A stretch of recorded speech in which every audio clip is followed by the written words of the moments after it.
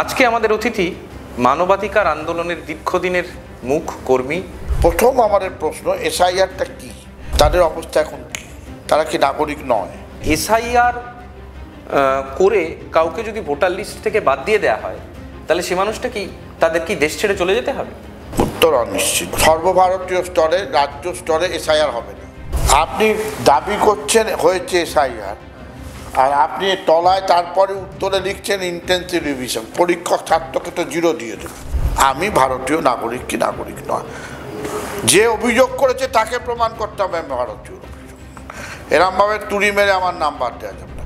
2003-এ বাজপেয়ী সরকার একটা নাগরিকত্বের সংজ্ঞা বদলে দেন, মারাত্মকভাবে বদলে দেন। যেদিন আধার হয় সেদিনই লেখা আছে আধারে নাগরিকত্ব নয়, এটা পরিচয়পত্র। তো তুমি এটা বলছো কেন? নাগরিকত্বের প্রমাণ নয় তো, এটা নান অফ ইউর বিজনেস। তার মানে এপিক হয়ে গেলে আর কোনো ডকুমেন্ট নেই, আর নাগরিকত্ব কোনো প্রশ্ন ওঠে না, কাউকে বাদ দিতে পারবে না। নাম একবার ঢুকে গেলে নাম বাদ দেওয়াটা সহজ নয়।